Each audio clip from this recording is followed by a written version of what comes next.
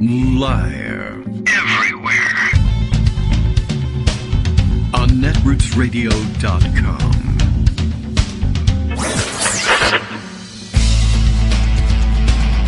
David Waldman.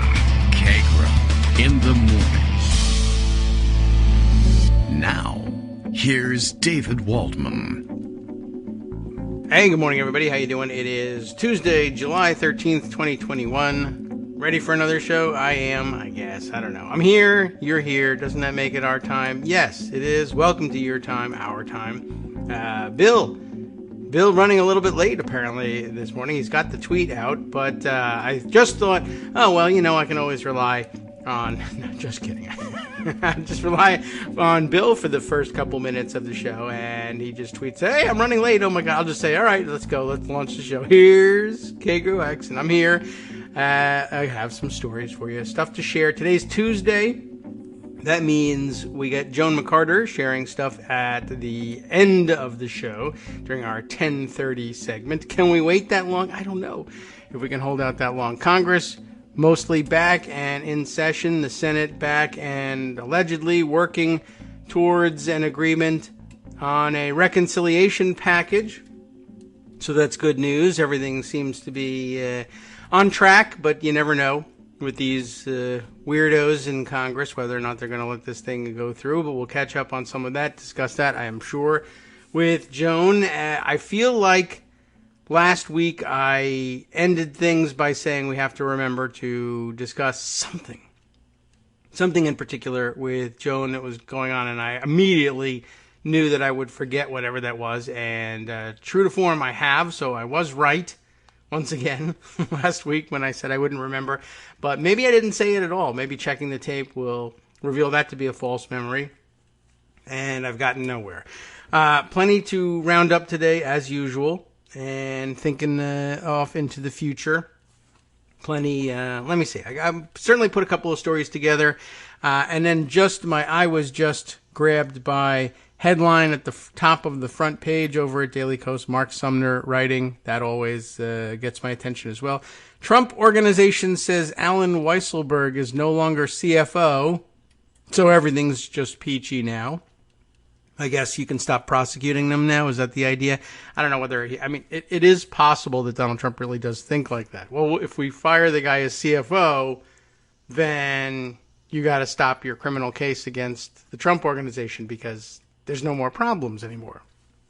Of course, it might not occur to him that these things already happened, and so there's really not much that you can do about it. We're going to prosecute you for it. If you fire the guy on top of our prosecuting you for it, well, that's just icing on the cake as far as we're concerned. Oh, look, the news is that Joan McCarter remembers what we were going to talk about. I should have just said, well, she'll remember and she'll bring it to our attention when she gets here. But we didn't have to wait for her to get here. Judges, that's right. It was something exciting and something that she'd been writing extensively on, and we didn't have time for last week. And the judges haven't gone anywhere, so she remembers. She's still writing about it, so that helps. Great. Now we have that to look forward to. And in the meantime, one of the judges, I guess, that's already been appointed, although this would be a state judge, I think, is sitting in this case against the Trump Organization. I'm kind of curious about what's going on over there. Let's read up on that. On Monday, the Trump Organization announced that indicted Chief Financial Officer Alan Weisselberg was now just former Chief Financial Officer Alan Weisselberg, not even a coffee boy anymore. The longtime CFO is also off the paperwork at most of the other Trump companies, including Trump's hotels and golf clubs. Weisselberg's name has also been given a coat of whiteout at the ridiculous assortment of Trump companies which are used to shuffle around the money for other Trump companies, such as the Trump Payroll Corporation, which was the company used for passing along the perks that got Weisselberg indicted in the first place. All right, that will help nothing, but it's interesting to see. According to the Washington Post, this means that the removal of Weisselberg's name from these corporate filings could avoid questions from regulators, lenders, or vendors by leaving out the name of an indicted executive. I guess if they're looking to initiate loans or business deals now at this point, it can only help with that, I guess, if it helps at all. Everyone will know, of course, Isn't this where that indicted guy used to work? Because actually you're indicted. Anyway, it seems a little bit like saying that the James gang could skip all those bank robbery investigations if Frank took his name off the letterhead.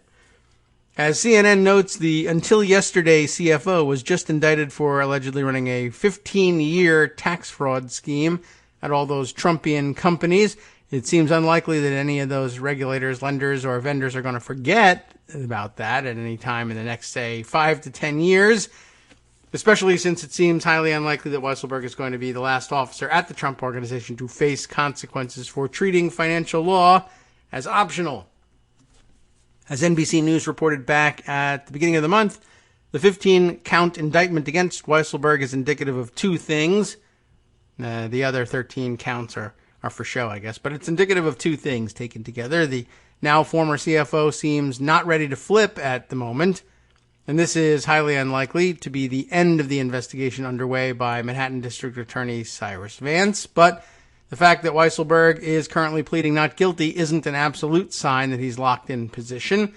It's a sign that Weisselberg and Weisselberg's attorneys know that he's not the end game of this investigation.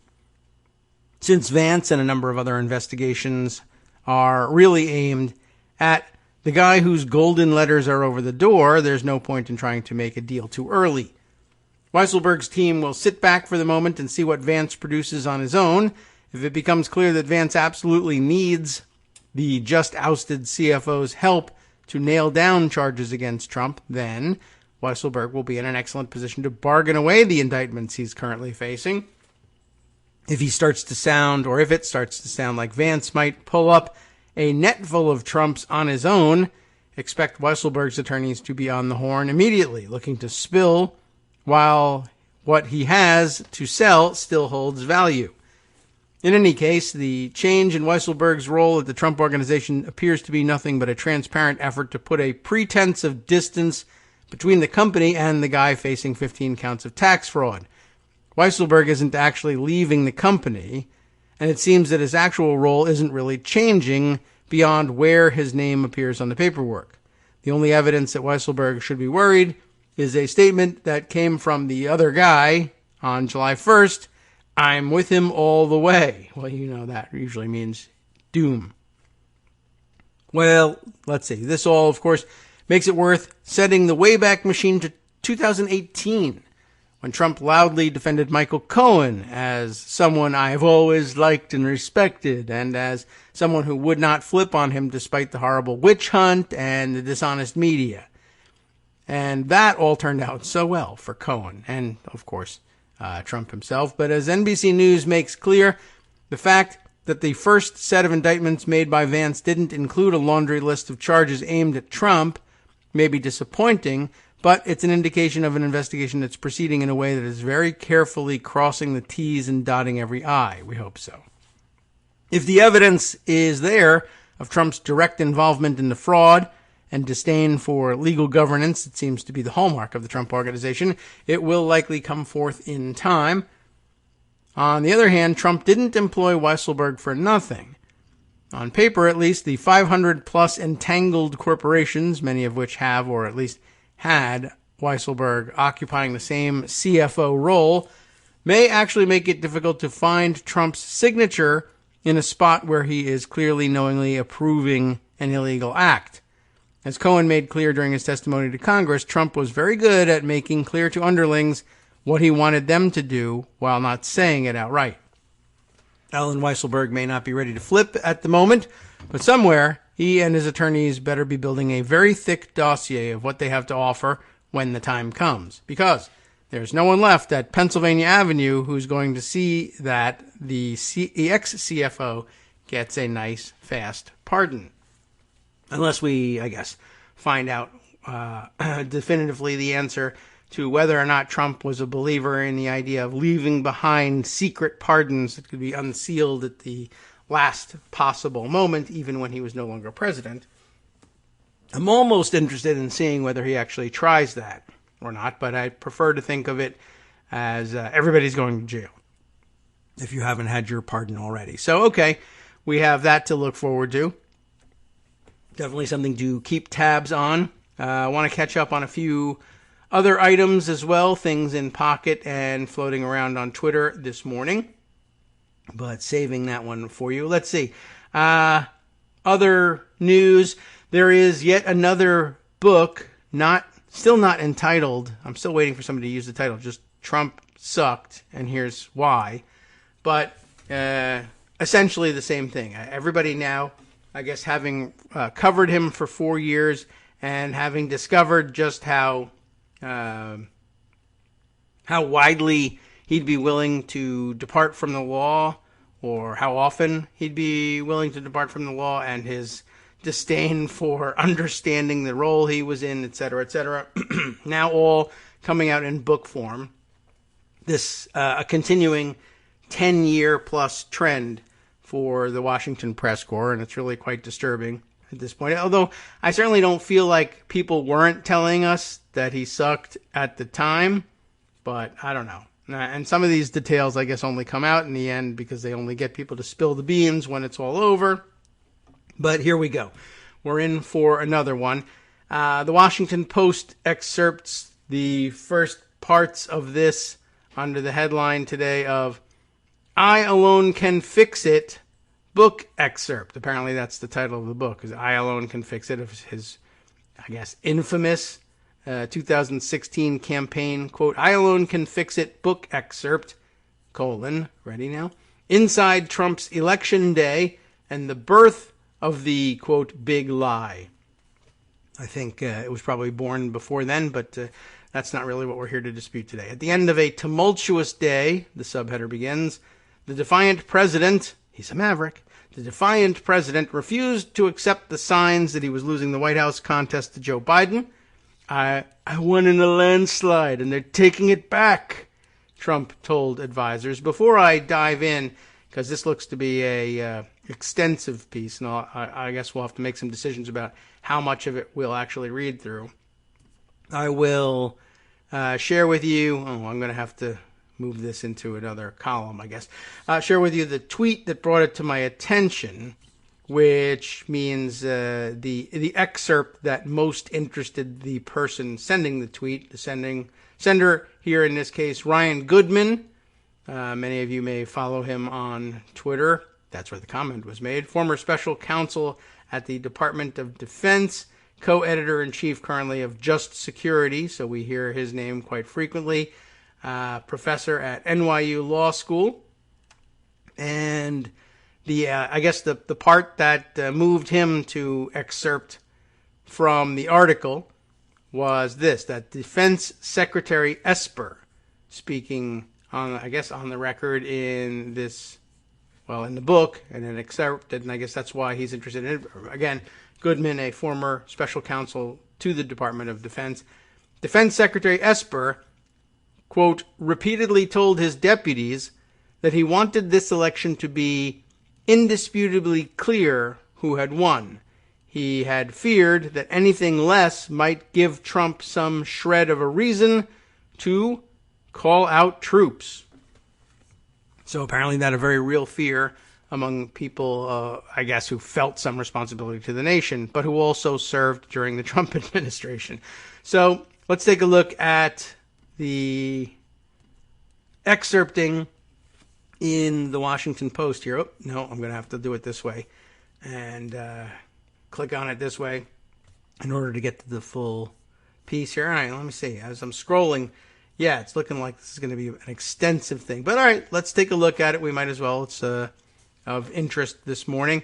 This is part one of an excerpt from "I Alone Can Fix It, Donald J. Trump's Catastrophic Final Year." That's the full title of the piece from Carol Leonig and Philip Rucker. That's actually the title of the book, rather, that they wrote, and they're doing obviously they get the byline on the excerpt today, focusing on the election, where I really would like to go further back, but you'll just have to get the book, I suppose.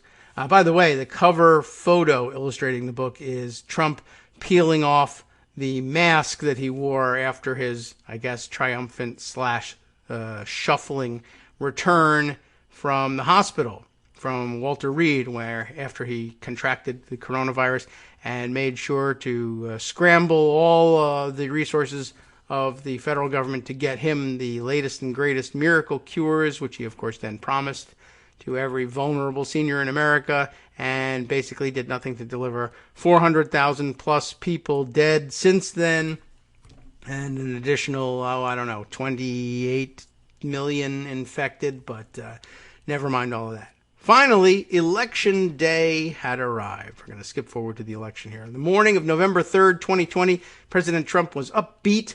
The mood in the West Wing was good. Some aides talked giddily of a landslide. Several women who worked in the White House arrived wearing red sweaters in a show of optimism, while some Secret Service agents on the president's detail sported red ties for the occasion. Trump's voice was hoarse from his mad dash of rallies, but he thought his exhausting final sprint had sealed the deal. By the way, I think just temporarily, I wish that his exhausting final sprint had in fact sealed the deal, but it didn't kill him, so we were all disappointed to see that. He considered Joe Biden to be a lot of things, but a winner most definitely was not one of them. "I can't lose to this effing guy," Trump told aides. Well, you did. Around noon, his detail whisked Trump across the Potomac River to visit his campaign headquarters in Arlington, where campaign manager Bill Stepien and the senior leadership briefed Trump in the conference room. Stepien outlined what to expect that night, when polls closed in each battleground state, how quickly votes would be tallied, and which states would probably have the first projected winners. He explained that because of the huge number of mail-in ballots in many states, it might take long into the night for the votes to be counted. Patience was in order. So, in other words, it was all laid out for him, and he said, to hell with that, this is what we're going to do. Stephen explained to Trump that in many battleground states, the first votes to be recorded were expected to be in-person Election Day votes. Like, duh, we all knew that. Which could lean Trump, while mail-in votes, which were likely to be heavily in favor of Biden, would be added to the tally later as those ballots were processed. This meant that the early vote totals could well show Trump ahead by solid margins. "It's going to be good early," Stepien told the boss, but as he cautioned the president, the numbers would be incomplete and the margins probably would tighten later in the evening. Trump then stepped out of the conference room and into the big open floor of cubicles to give a brief pep talk to scores of assembled staffers who greeted him with raucous applause. A pool of journalists stood nearby to cover his remarks, and a reporter asked whether he had prepared an acceptance speech or a concession speech to deliver that evening. "No, I'm not thinking about concession speech or acceptance speech yet," Trump said. Of course, if he knew what either of those things meant, he probably would have said, no, I don't make concession speeches. But he didn't know, so he just repeated the question back. Hopefully we'll be only doing one of those two. And winning is easy. Losing is never easy. Not for me, it's not. And of course you're going to be doing one of those two, not both. But I think, benefit of the doubt, normalizing his speech, will say he meant we're going to be doing one of them, which is the acceptance speech. We don't do the other kind. Anyway, as Trump thought about winning or losing, the Pentagon brass was focused on keeping the peace. That morning, Defense Secretary Mark T. Esper, General Mark Milley, chairman of the Joint Chiefs, and other defense officials were briefed about security concerns around the nation. If Trump won, officials expected large crowds of protesters to assemble in Washington, perhaps as many as 10 or 15,000 people. Law enforcement officials were monitoring cities, including Atlanta, Boston, Los Angeles, Norfolk, Philadelphia, and San Diego for likely protests. Norfolk, really? Okay. Meanwhile, White House cooks and ushers were busy preparing to receive hundreds of guests for an election night viewing party. Trump's original plan had been to stage his, quote, victory party at the Trump Hotel a few blocks away, but that plan had been scotched a few days earlier because, COVID, and his big plan for the celebration there ran into the district's public health regulations. And amazingly, he felt like he couldn't get around that somehow, so he went around the other part of the law that he felt he could ignore. Trump's campaign and his White House political team had the nearly 400 people they wanted to invite for election night, so they moved the party to the White House, which is on federal property and therefore not subject to local ordinances. But the choice of location broke with a solemn tradition, anyway, of never using the White House for overt political purposes, a norm Trump had already tossed aside in August by delivering his Republican National Convention acceptance speech from the South Lawn. Trump also used the White House to house his political operation, setting up 2 war rooms with computers, large screen televisions, and other equipment where campaign staffers would monitor election returns.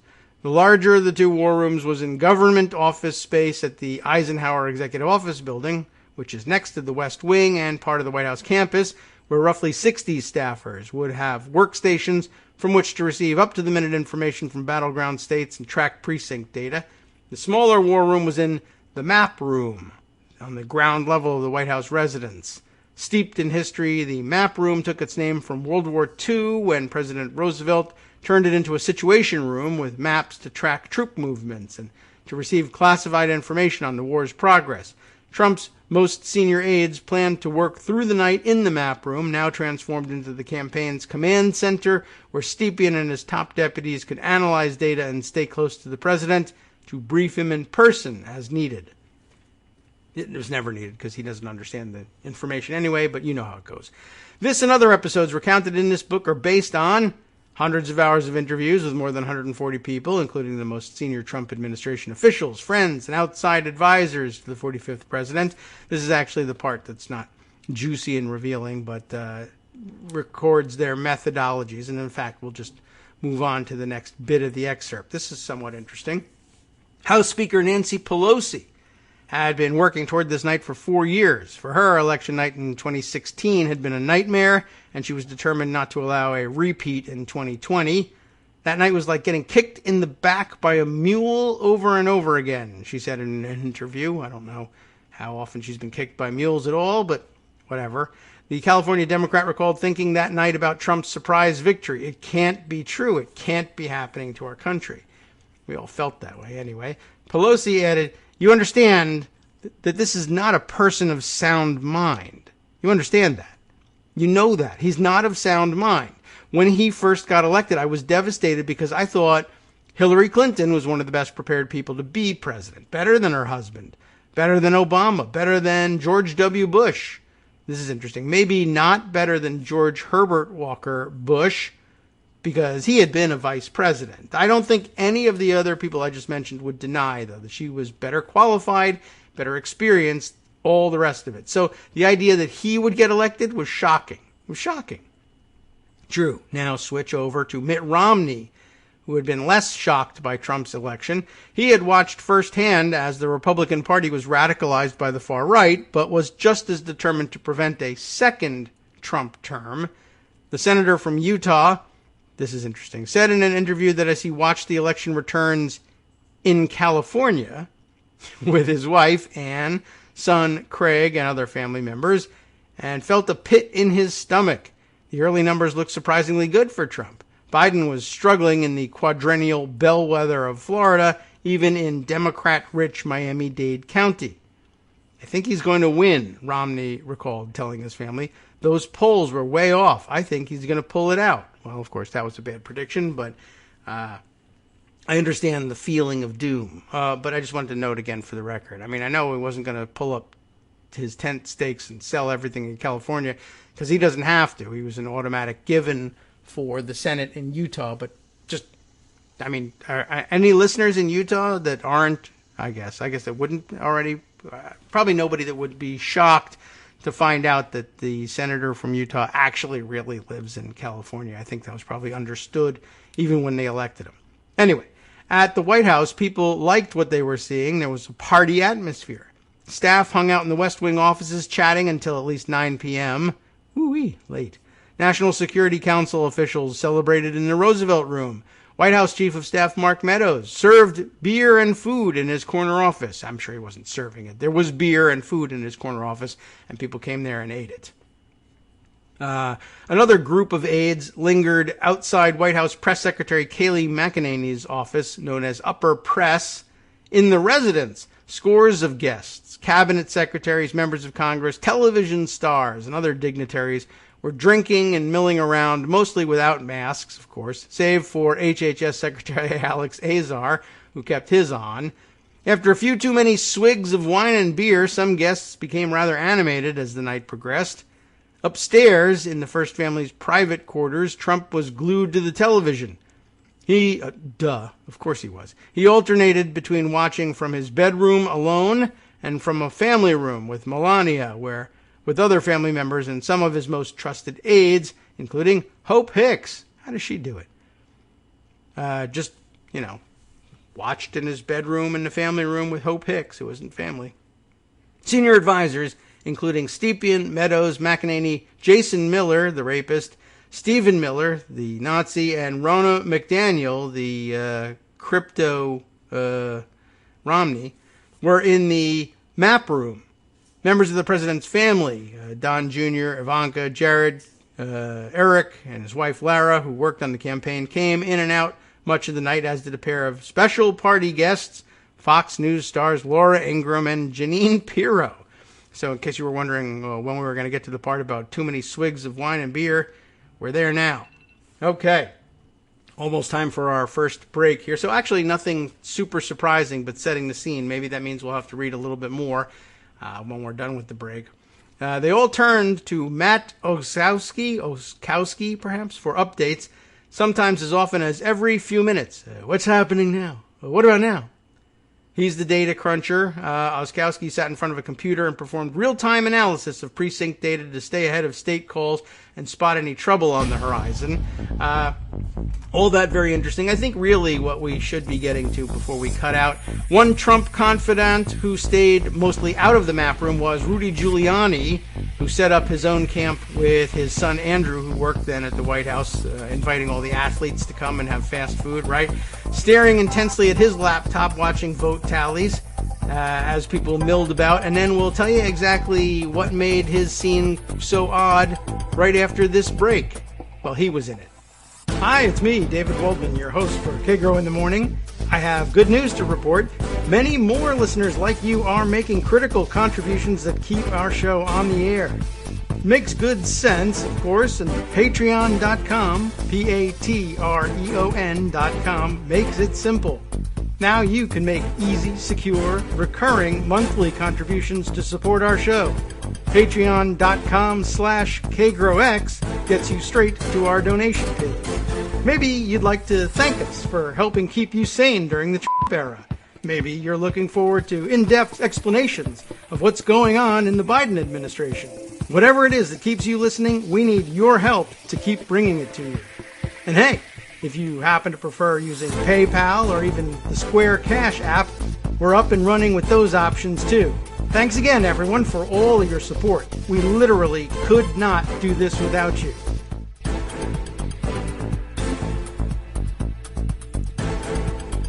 All right, welcome back down to the Kagro in the Morning Show here on Netroots Radio. Here we go. We'll drive back into the book excerpt, although I think, if we kept reading, we could read all day long until Joan got here. And then she might even ask us to continue reading. But I think we'll set it aside after we get through this next part. This is about as far as I've been able to scan. But Giuliani now enters into the picture. And I guess this is where we begin to really find out, okay, what's going on with the mindset inside the White House that night. It doesn't really matter where the beer was being kept, right? Okay, so Giuliani sat at a table in the Red Room with his son Andrew, who worked at the White House in the Office of Public Liaison, staring intensely at a laptop, watching vote tallies. What's his Christiane Allen there with him? I'm not really sure. Doesn't say here. The Giulianis made for an odd scene as partygoers swirled around them. After a while, Rudy Giuliani started to cause a commotion. I guess his hair started melting and running down his face, and he started getting all bug-eyed. He was telling other guests that he had come up with a strategy for Trump and was trying to get into the president's private residence, his private quarters, to tell him about it. That's sort of interesting and revealing all by itself. Like, even at this point, Rudy Giuliani doesn't have the clout to be able to push his way into the private residence. I don't know if anybody ever does, really. But certainly he would think that he would. But this is the interesting part about it. He's trying to get himself in there. But some people thought Giuliani may have been drinking too much. and suggested to Stepien that he go talk to the former New York mayor. Stepien, Meadows, and Jason Miller took Giuliani down to a room just off the map room to hear him out. Remember, they're bringing him there at this point because people are like, well, he says he has a plan, but I think he might be drunk. Which is really remarkable in itself. I mean, I think we all knew that Giuliani was a bit of a drinker anyway, but I'm just imagining the scene that the launch of the let's do the big lie thing comes in the middle of Giuliani, I guess, crafting it as a strategy, drunk in front of everybody. I guess it's at this point not a shocker, but anyway, there it is. So they bring him to the room off of the map room and say, all right, drunk ass, what's going on here? What's happening in Michigan? He asked. I don't know if that's how he sounded when he did it. They said it was too early to tell. Votes were still being counted, and they couldn't say. Just say we won. Giuliani, that's not Jeanine Pirro I'm doing. That's Rudy Giuliani. Just say we won, Giuliani told them. Same thing in Pennsylvania. Just say we won Pennsylvania, Giuliani said. Giuliani's grand plan, and really, that's a good way of putting it. The big genius of America's mayor. Giuliani's grand plan was to just say Trump won. But we knew that already. That's why people already discussed that as being the plan a long time ago. The best that drunk-ass Giuliani can come up with, after everybody's been writing articles for weeks that, what are we going to do when Trump just says he won because the vote totals aren't finished yet? How will we handle that? Giuliani, I got a great idea. Why don't we just say Trump won? So there's I guess that's what happens when the shoe polish seeps into your brain. So that's it. Just say Trump won, state after state, based on nothing. Stepien, Miller, and Meadows thought his argument was both incoherent and irresponsible. They're like, no, I didn't agree with that from the start. I spent the next 6 months dedicating my life to that. But right then and there, I was like, no. We can't do that, Meadows said, raising his voice. We can't. Okay. By the way, at this point, the piece is illustrated with a photo of, let me read you the caption. A note saying, quote, One Texas, like W-O-N, Texas. And there's nothing else on the page. One Texas is seen on the podium moments after Trump spoke at the White House on November 4th. Trump named states he had won and then claimed that he had won states that were too close to call, including Georgia and North Carolina. That's the caption of this thing. But it's a close-up of the president's side of the podium. And by the way, again, he's going to stand there and make the claim that he won the state of Texas. So he's there with a note that says, One Texas on it. He had to write that down in Sharpie and in his all caps handwriting, and you know how that goes. I just find that interesting. So, some competitive races were falling into place for the Republicans. In South Carolina, Lindsey Graham faced a tough challenge from Democrat Jamie Harrison. This actually not really revelatory. I always ruin that word here either, except for maybe the interesting comments that passed between the two of them. Trump was watching TV as news networks projected Graham's victory, and within minutes he called his friend. You got yours, Trump told Graham. I've got a fight on my hands. So there's some pleasantries that then pass between them, but he's dejected. He can't be happy for his friend. He calls and commiserates, even though there's no misery on Graham's behalf here. So let's see. There's more from other people who were milling about that day, saying that they knew the real truth and thought they were going to lose. Bill Barr was there. He showed up for the election night party, even though he had thought, it says, for months that Trump was destined to become a one-term president. Trump didn't seem to be able to get out of his own way and deliver a disciplined message. He hung around the party for a bit, but after 10 p.m. decided to call it a night, went home and got some sleep. Now, the military guys, the Pentagon's top two leaders, stayed away from Trump's party, still hyper-vigilant about avoiding any suggestion that they were politicizing the military. Esper and Milley had learned that lesson back on June 1st in Lafayette Square. But now, of course, the courts say, don't worry about it. There's no lesson to be learned. Milley watched the returns on TV from his home in Fort Myer in Arlington. A history buff, Milley memorialized the night by keeping his own scorecard of states in his journal. Around 10:30 p.m., with results from most key states still far too close to call, Milley received an interesting call from a retired military buddy who reminded him of his apolitical role as chairman of the Joint Chiefs of Staff. There's some pleasantries. He says, remember your loyalties to the Constitution, not any people. He says he knew that. This is interesting. Milley's friend added, there's fourth-rate people at the Pentagon, and you have fifth-rate people at the White House. You're surrounded by total incompetence. Hang in there. Hang tough. Esper was at home in Northern Virginia, feeling at peace that he had survived this long without getting fired and without having acquiesced to Trump's wishes to order troops to break up domestic protests. The defense secretary had had a target on his back all fall, but Trump had not axed him. Esper had a scare the night before, November 2nd, when NBC's Courtney, I don't know how she pronounces it. Is it Courtney Kubi? K-U-B-I. I don't watch enough TV news to know. She planned to report that he was preparing to be fired, Esper, that is, the day after the election.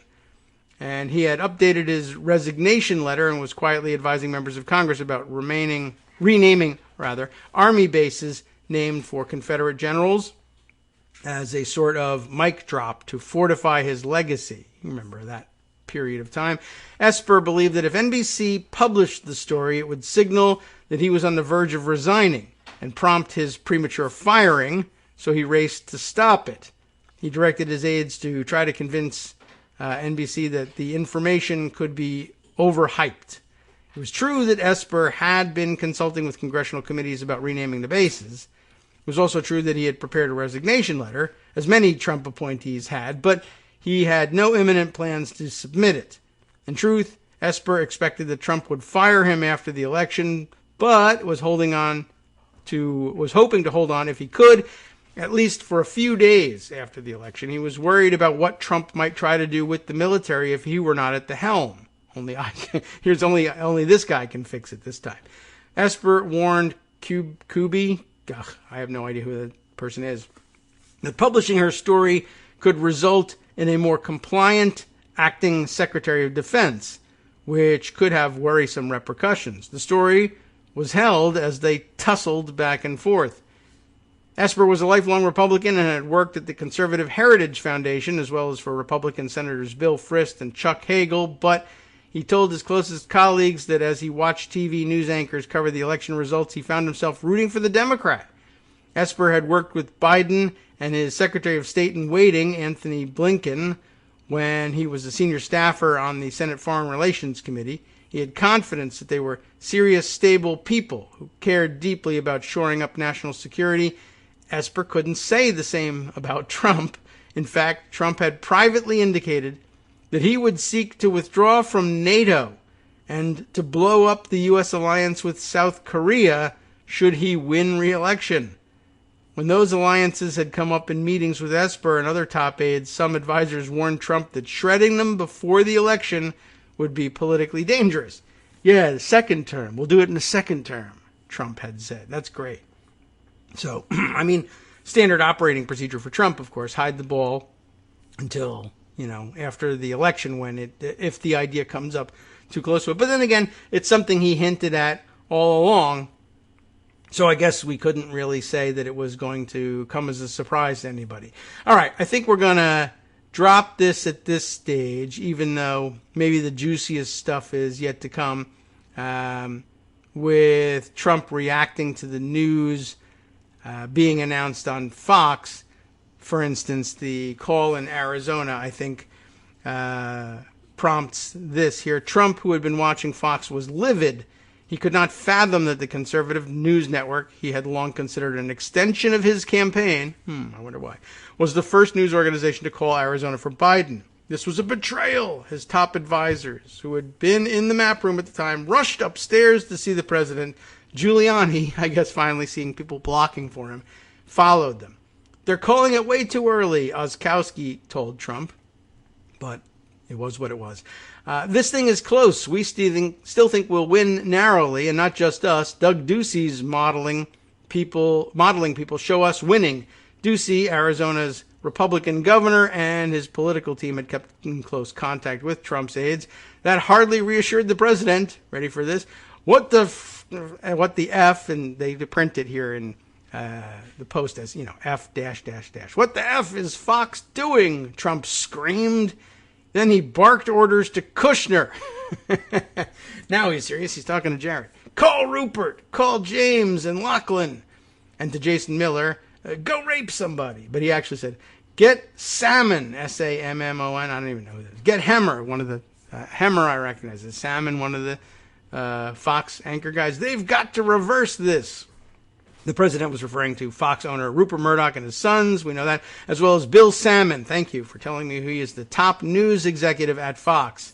Trump's tirade continued, and he gets creative here. More Fs, right? What the F, he bellowed. What the F are those guys doing? How could they call this early?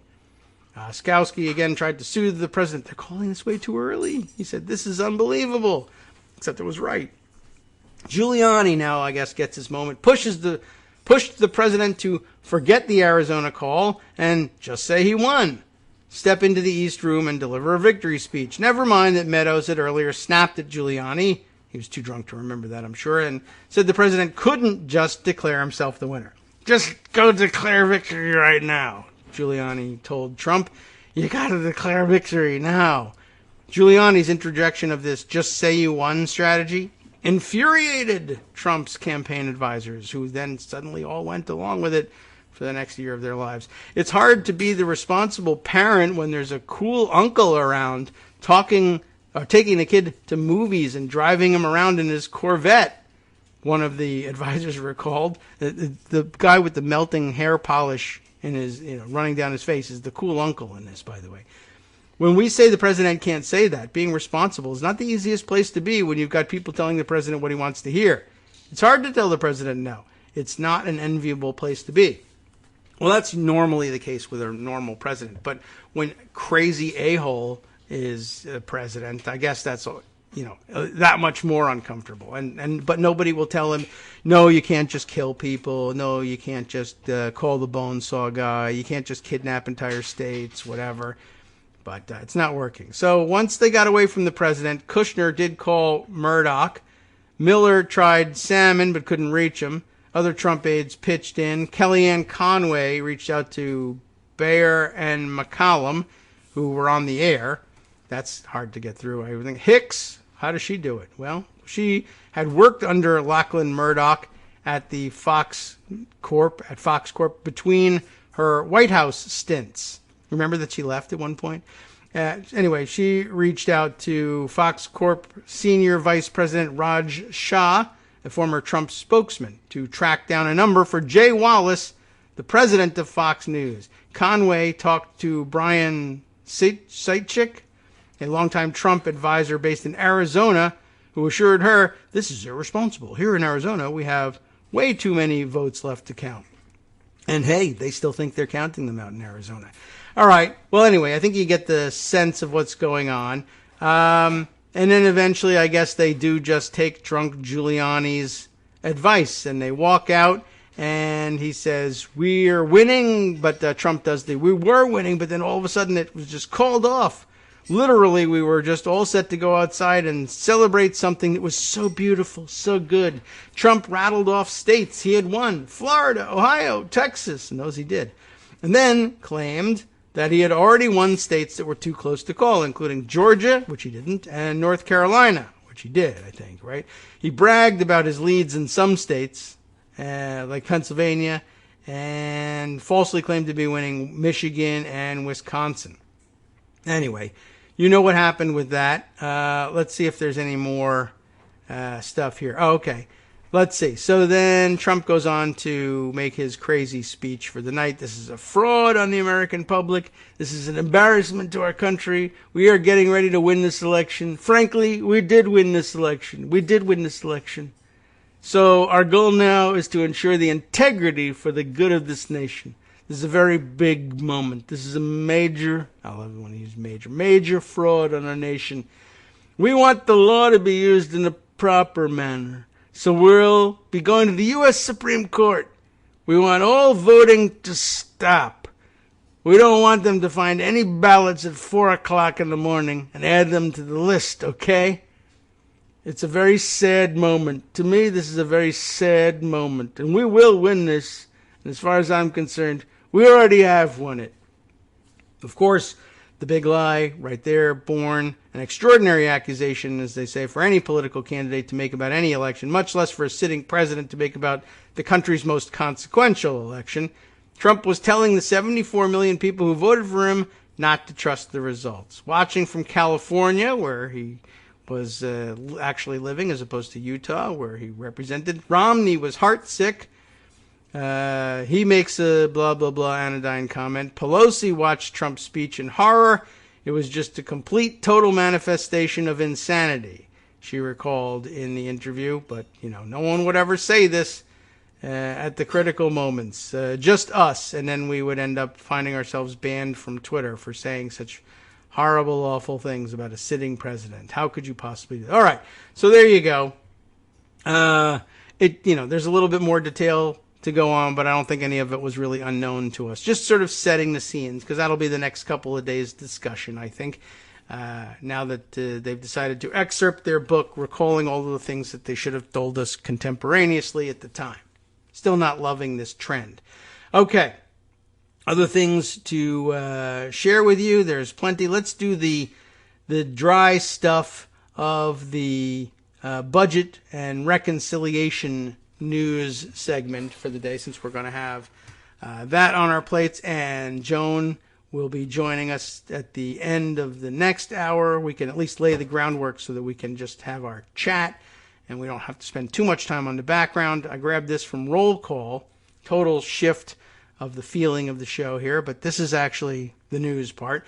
Budget blueprint for massive spending package starts to take shape. We're still a long way from getting this done. Wow, an extended Coke can drum solo in the background there today. Coke can didn't want to give it up, right? All right, fine. Here's your soda. Senate Democrats, White House officials to meet again Tuesday, that's today, as they seek to make key decisions this week. So they're going to have a meeting and seek decisions. Isn't that great? Lindsay McPherson will update us for Roll Call. Senate Dems hope to reach agreement as soon as this week on the top-line spending and revenue numbers for reconciliation instructions that they plan to include in their fiscal 2022 budget resolution. Budget Committee Dems huddled late into the night on Monday with Senate Majority Leader Chuck Schumer and White House aides Brian Deese, National Economic Council Director, and Louisa Terrell, I'm not certain how she pronounces it, Legislative Affairs Director, to discuss the budget reconciliation package they plan to use to enact most of President Joe Biden's economic proposals. We're still aiming at this, do the big stuff via reconciliation plan. Senators leaving the meeting just after 9 p.m. Monday. Their day starts early, so that doesn't seem so late, but for them it's kind of late. They said the group plans to meet again Tuesday evening, tonight, as they work to finalize an agreement on the spending and revenue targets. We certainly want to get it done as soon as possible, just because it takes time, the whole process of writing things, says Debbie Stabenow, Michigan senator, a member of the budget panel and Democratic leadership. And Chris Van Hollen from Maryland saying there's a very decent chance that the committee and Schumer will reach an agreement in their Tuesday evening meeting that they can present to the broader Democratic caucus later in the week. Once an agreement is reached on spending and revenue targets, the figures would be turned into instructions to various committees to flesh out into implementing legislation for Biden's climate change and care economy plans. I don't think I've seen the phrase being used, but they they quote it here as though that's what they've been labeling it. I have, largely ignored that. But all right, now we'll get used to some of the phrasing that they're using. But yes, maybe some of you actually remember the reconciliation process that the Budget Committee will come up with very generalized figures. Well, ordinarily, even without the use of reconciliation, they're just handing to the various authorizing committees and then later on to the appropriations subcommittees. This is how much money we're allocating for each various budget function. You can determine which programs within those top-level functions get how much of this money. But that's what's going on. Then, of course, instructions to the various committees that they want to report the important stuff that they will put into a reconciliation bill later on. So, where were we here? Those directives to the committees will be the central element in the budget resolution, which itself is non-binding, but allows the use of reconciliation. You all know why that's important. It helps avoid the Senate filibuster. That's critical because Democrats want to pass trillions of dollars in new spending on child care, education, paid leave, and health care programs that Republicans don't support. Senators leaving Monday's meeting said they made progress but have not yet reached agreement on any spending or revenue numbers. They declined to say whether they've moved off the $6 trillion 10-year spending target that Budget Chairman Bernie Sanders previously floated, or narrowed the gap between that and a lower ceiling that centrists have posited should be somewhere between $2 and $3.5 trillion. So no word there who's prevailing. The 11 Budget Committee Democrats, ranging from progressives like Sanders and Rhode Island's Sheldon Whitehouse to centrists like Virginia's Mark Warner, are looking to reach an agreement among themselves on the budget resolution and reconciliation instructions before pitching it to the entire caucus. Senators left the meeting with different ideas about when an agreement on top-line numbers would be reached, but the consensus seemed to be that coalescing around numbers this week would be ideal, as the Senate races to adopt a budget resolution and pass a bipartisan infrastructure bill before departing for August recess. We'll see about that. Senator Jeff Merkley from Oregon said the goal is to have an agreement on the top-line numbers by Thursday, though Sanders declined to commit to that timing. Earlier Monday, Sanders met with Biden at the White House to discuss the budget reconciliation process. He emerged from that meeting predicting that the Senate Dems will reach a happy medium between progressive and conservative senators' demands to get the 50 votes needed to advance a budget resolution. Sanders said after his meeting with Biden that he was still working off the $6 trillion proposal he pitched weeks ago, despite others in his caucus saying they couldn't vote for that much new spending. People have their different points of view, and we're going to work it out, he said. Although, of course, he said, people have their, his voice. We're going to work it out. So I can't do a Bernie Sanders this morning, but horrible disaster, that much I can always summon. But not the rest of it. Okay. After the meetings in Schumer's office Monday night, Sanders declined to offer specific figures, but said there was widespread agreement to work toward a multi-trillion-dollar bill that would be the most consequential piece of legislation for working families in the modern history of this country. That's fantastic. That sounds great. Anyway, that is not easy to do, and we're working as hard as we can, he said. Van Hollen said the Monday discussions focused on various elements of what would go into the reconciliation package, like climate, healthcare, education, and workforce training. The group was trying to sort through everyone's conception of what it means to actually make a significant progress, or to make significant progress in these issues, he said. Merkley said senators discussed adjustments that they felt needed to be made to Biden's proposals. Warner declined to comment on the meeting other than to say the group made great progress. Schumer said he and the budget panel members had a great discussion. Everyone's moving together, he said. Schumer said in earlier floor remarks that the committee was close to finalizing a budget resolution, but after Monday night's meeting, budget members said they've not even reached a final decision on whether the reconciliation package will need to be fully offset with tax increases and other savings. It doesn't, but they might decide that they want that window dressing. Sanders, Van Hollen, and other Democrats argue that one-time spending on things like infrastructure could be deficit financed. I think that's a really legitimate point, Stabenow said. To me, we've just got to pull it all together. These kinds of large negotiations, of course, are never done until it's all done. To that point, an agreement among the 11 Budget Committee Dems likely won't be the final product, as other senators not on the panel, like Joe Manchin, will want to have a say. One thing the group did not discuss was the debt limit, lending further credence to predictions that Democrats would try to tackle that through regular order. The debt limit is not part of the overall discussion, Van Hollen said. It'd be much easier if it was. Stabenow said the debt limit hasn't been discussed yet, but that's not indicative of a final decision, not to try to raise it through reconciliation, so at least the door is still open. Complicating the drafting of a budget resolution is the two-track approach Democrats are taking on infrastructure spending, the first track being that bipartisan framework on so-called hard infrastructure. That'd be roads, bridges, water, and broadband projects. That counts as hard because Manchin is behind it. Well, that's not guaranteed to result in legislation that 60 senators can support.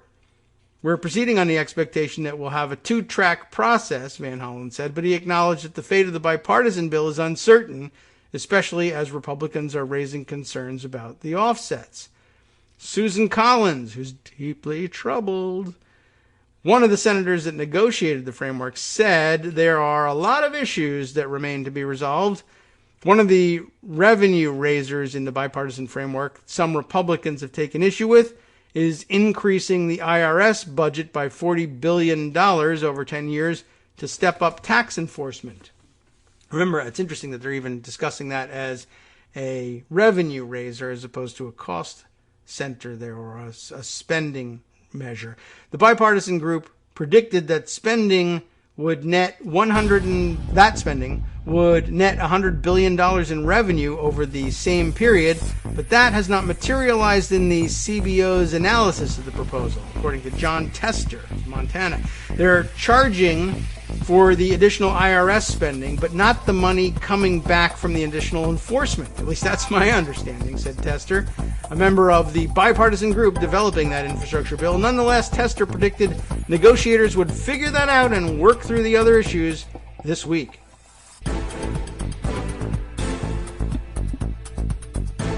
All right, welcome back now to the Kagro in the Morning Show here on Roots Radio. Plenty of other things to jump into and share, but I think that gives us a good background on where we supposedly stand with the reconciliation bill and the two-track process. Maybe something Joan wants to spend some time on, but now we're covered in case she wants to spend her time on other things, including the judges that she remembered we wanted to spend our time on. Thanks very much, Joan, for having an actual memory. It's appreciated. Let's see. Other news, just want to note for the record, looking at Jim Roberts tweeting on the COVID situation over the last couple of days, noting for the record that down in Tennessee, they have fired their top vaccine official as COVID-19 shows signs of new spread. She says she was terminated to appease state lawmakers angry about her department's efforts to vaccinate teenagers. Keep in mind, this is Tennessee. What this means is they're not firing her because she's been too slow in vaccinating teenagers. They are firing her because she's trying to vaccinate teenagers and more people, and they are anti-vaxxers, and they want her to stop trying to keep people from catching the disease and spreading it elsewhere and overwhelming the hospitals, which, of course, is supposedly the goal we've been working on for like a year and a half now. But whatever. She's actually, I guess, somewhat close to accomplishing it. Tennessee is kind of stabilized of late, but just like everybody else, they're experiencing some Delta strain surges. Roberts' next tweet reads that in her words, Tennessee's former top vaccine official says it was my job to provide evidence-based education and vaccine access so that Tennesseans could protect themselves against COVID-19. I have now been terminated for doing exactly that. That's not real good. And he punctuates the whole thing with a list of COVID hotspots, the usual actors here. Florida, Tennessee, Louisiana, etc. But in no particular order here. He lists them with the percentage of increase that they've seen in caseloads. This is the 14-day change in average daily cases, according to the New York Times. Florida at a plus 222%. So up 222% over the last, the 14-day change in average daily cases. And they're literally at the top of the list, but not the highest number. The highest number actually goes to Tennessee, where they just fired their vaccine chief. 404% increase in daily average cases over the last 14 days in Tennessee. Louisiana posting a 218% increase, and see if you can find any sort of theme in these states. Florida, Tennessee, Louisiana, Kansas, 173% increase. Mississippi, 172%. Missouri, which has been topping the list lately, only posting a 68% daily increase over the past 14 days, but their numbers have been pretty terrible. Arkansas, 124%. And now come two states that break the mold. Illinois, 154%. California, 130%. And then Oklahoma, back to the mold, 127%. So some lousy numbers there. Missouri being the best of the bunch. But that's possibly because Missouri has been leading the list for the prior 2-week period, I would guess. And, the virus has eaten the low-hanging fruit there and is spreading out from there to eat what's available in some of these other states. That's what I'm guessing. Mississippi, a correction here. Mississippi, not 172%, but only 159%. Alabama, previously not listed there, but now added in his correction, 172% increase. So I'll share that with you, and you can take a look at the Tennesseans write-up of the interview, I guess, with the vaccine official, whose name I don't know.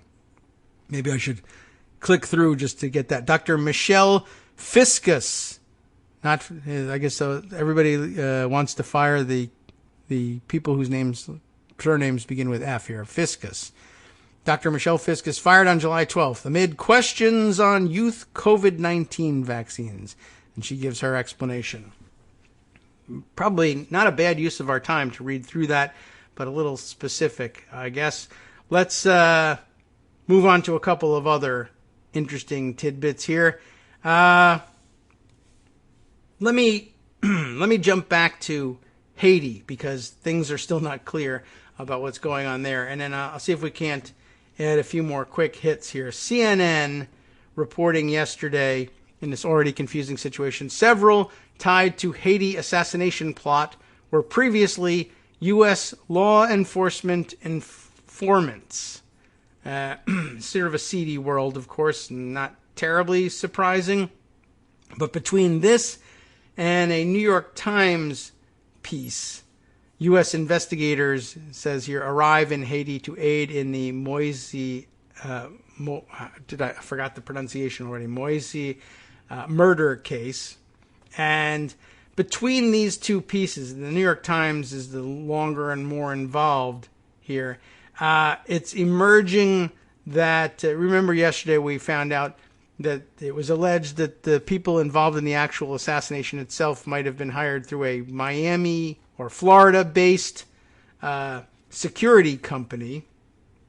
And it's now beginning to emerge that there may have been a plot by some private individuals who I guess had, I don't know based on what, but some claim on an interest or being able to actually establish an interim government in their own name. So that, somebody actually might have pulled this off, not in retaliation for something in particular that they just wanted to strike out at the president for, but rather as part of a coup attempt to take over the government of Haiti for themselves.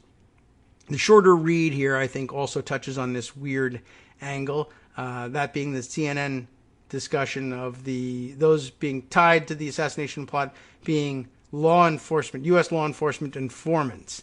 Evan Perez writing this piece for CNN. Several of the men involved in the assassination of Haiti's president previously worked as U.S. law enforcement informants, according to people briefed on the matter, as U.S. investigators grapple with an increasing number of Florida links to the alleged hit squad. Haitian President Jovenel Moïse was killed last Wednesday in an operation that Haitian authorities say involved at least 28 people, many of them Colombian mercenaries hired through a Florida-based security company.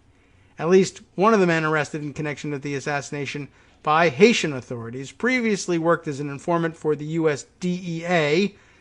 The DEA itself admitted in a statement made to CNN. At times, one of the suspects in the assassination of Haitian President Jovenel Moïse was a confidential source to the DEA.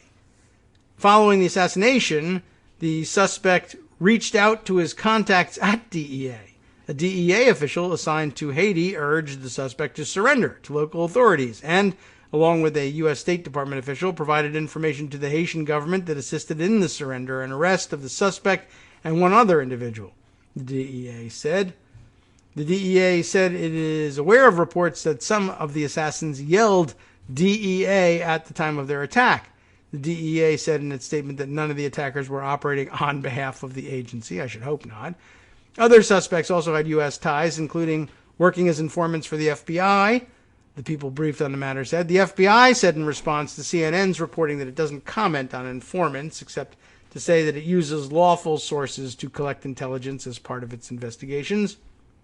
Authorities on Monday announced the arrest of a suspect who they say orchestrated the assassination. Haitian-born Christian Emmanuel Sanon, 63 years of age, entered the country on a private jet in June. Police Chief Leon Charles said at a news conference.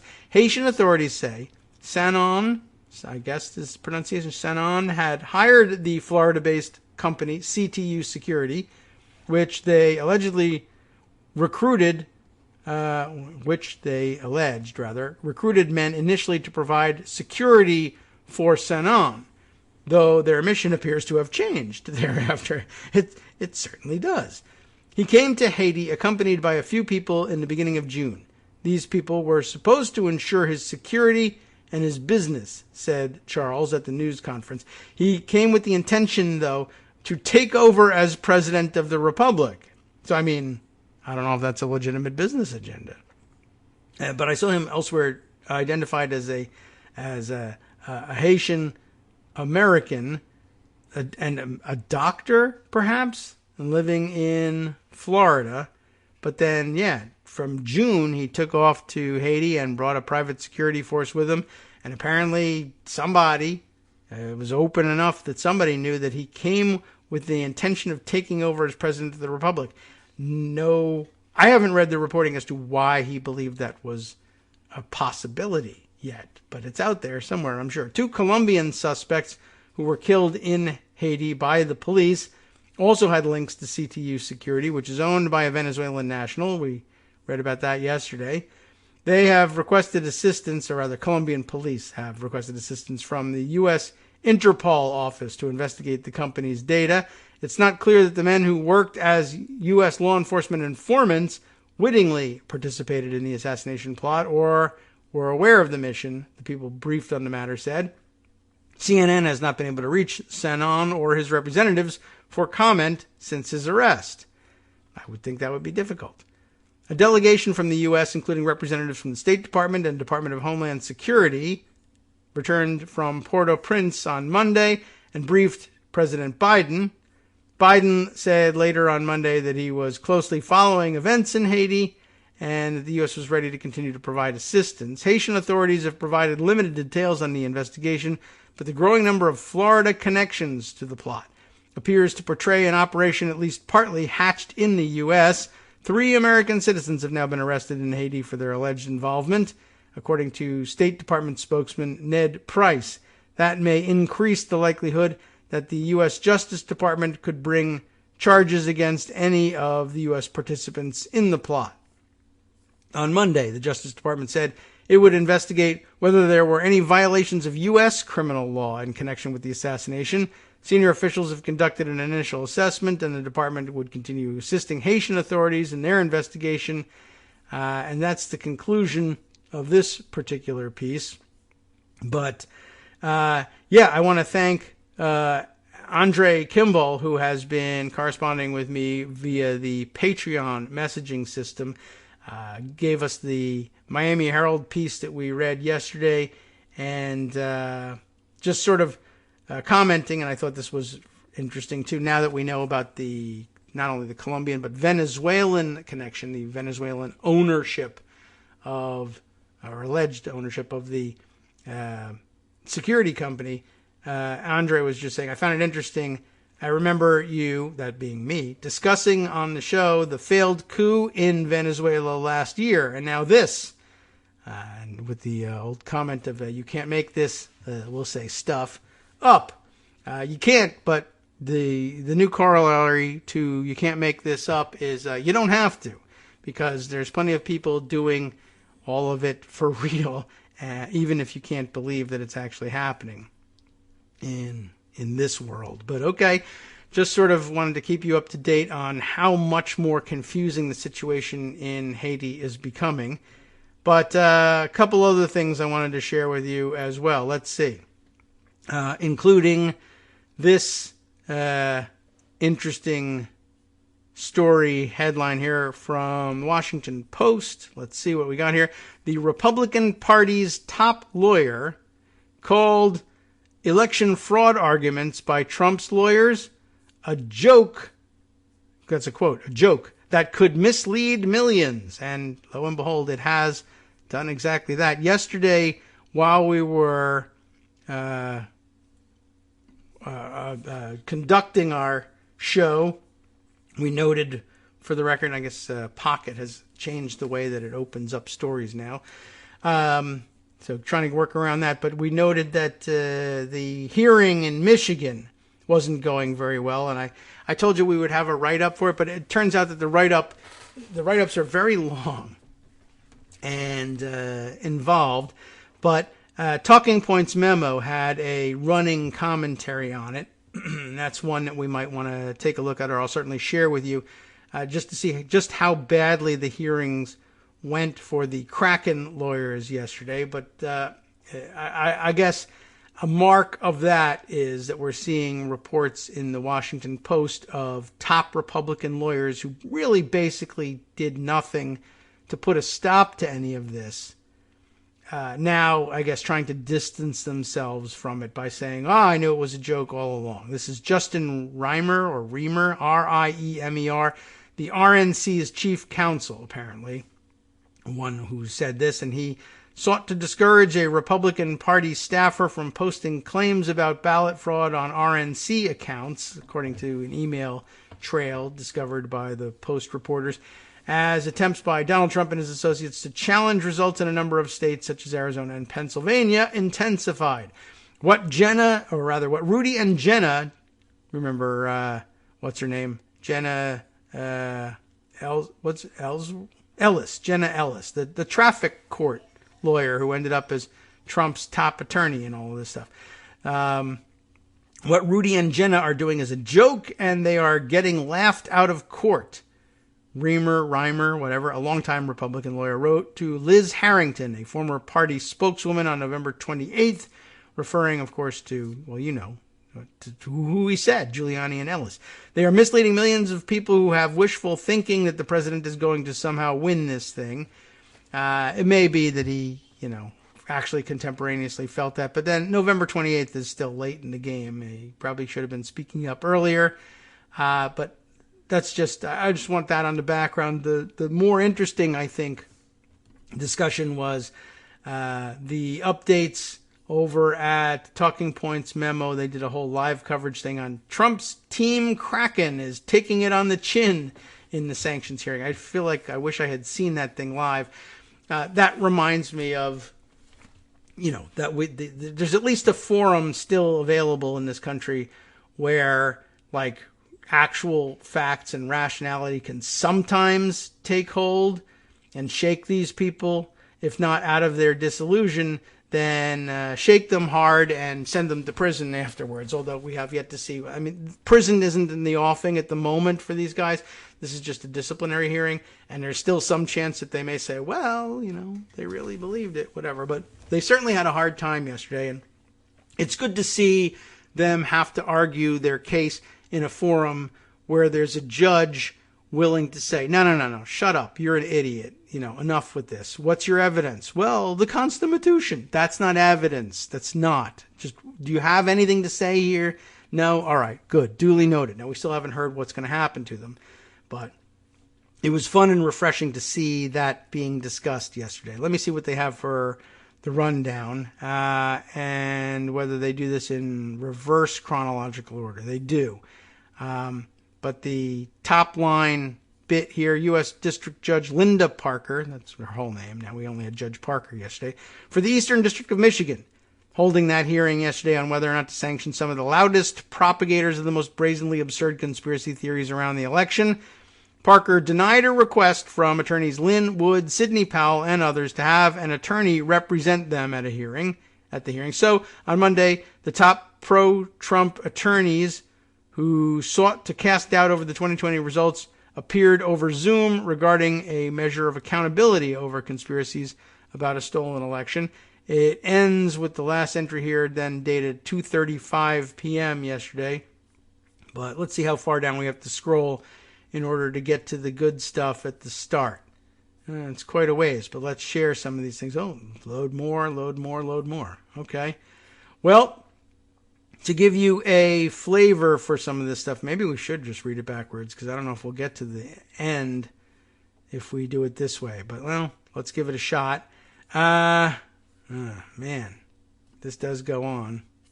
And it's not that easy to just get to the beginning. You got to do it, one click at a time. But I know that, they started that hearing pretty early, and I guess it was on at like 8 a.m. Eastern time, and it went on until noon. This won't take that long to read, but let's take a look.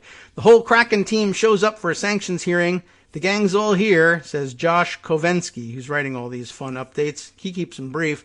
Wood and Powell's co-counsel is in attendance. Stephanie Juntilla, Juntilla, Juntilla. Gregory Roll, Scott Hagerstrom, Julia Holler, Brandon Johnson, and Howard Kleinhendler. All the people who embarrassed themselves trying to represent these idiots yesterday. As is Donald Campbell and his co-counsel, Patrick K. McGlynn, also representing the Kraken team. Detroit attorney David Fink is arguing for those seeking sanctions in the case. So Fink is the good guy here, I guess, at least for these purposes. The judge wants all the details on who brought forth the Kraken. Parker wants to know everything about the who, what, where, when, and why of the so-called Kraken complaints, which alleged, among other things, that the 2020 election was corrupted by fraud. My first question to plaintiff's counsel, who wrote the complaint? Parker began by asking. Lynn Wood chimed in. Remember this from yesterday. I played absolutely no role in drafting the complaint. Parker went on to ask whether the court had any authority whatsoever to deliver the relief that the complaint sought, which was, of course, decertifying an election. And, the answer to that is actually no. Judge Parker has needling questions for the plaintiffs. Why, if all these fraud allegations are so true and so urgent, did it take you more than 3 weeks to file your complaint? Kleinhendler, a Kraken attorney, replied, it wasn't until the voting was counted, until the scope of what many people perceived to be irregularities was understood.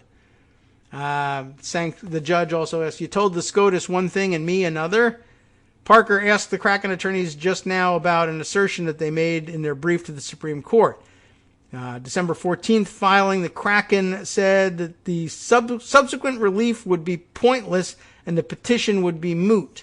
If the plaintiffs already knew the relief they sought was moot, why did they continue with the lawsuit? Campbell, answering for Kraken, says, because my clients are lawyers and they have a duty to advocate zealously for their clients. Okay, you see, it's not going all that well. But the Kraken has an answer to Parker's next question. The fake slates of GOP electors, never legitimized and never chosen, reinvigorated the Michigan lawsuit.